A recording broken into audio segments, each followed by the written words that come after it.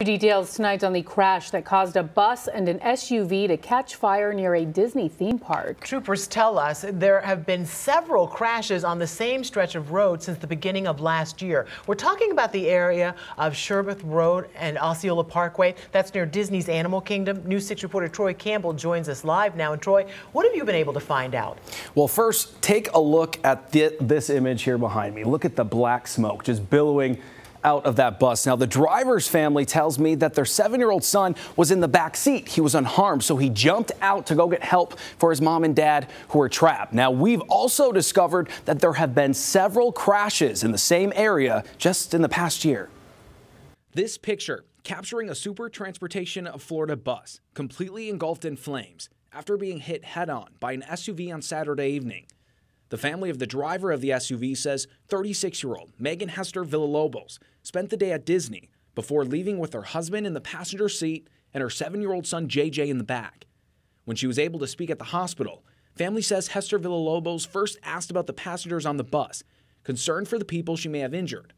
A Disney employee says the passengers on the bus only suffered minor injuries.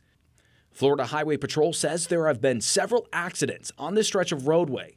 In fact, since January 1st of 2015, FHP says there have been 9 other crashes.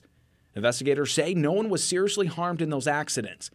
You can see in this video, the area where Saturday's fiery bus crash occurred has several curves, the street lined with trees. A Disney employee tells News 6 they've witnessed near-miss accidents several times, adding the curves become slick when it rains. Troopers say Saturday's fiery crash was caused when Hester Villalobos fell asleep behind the wheel, swerving into the oncoming lane, hitting the bus head-on. And Troy, the 7-year-old boy is being called a hero because he's the one responsible for getting his parents out of the car. How was he? And in fact, his mom was actually saying in the back seat, do not get out of the car, because she didn't want him to get harmed, but he said, no, mommy, I have to get out. He was able to walk away. The family says, you know, that is her only child, so she's very cautious with his safety. Sure. So even though he was 7 years old, he was in an actual car seat, and I saw the pictures of his bruising, just a little bruise on his chest from his buckle, so pretty remarkable. Not a booster seat, but a car seat. An actual car seat. And it looks like the family is seeing the benefit of that. Yeah. All right. Troy Campbell, thank you for that.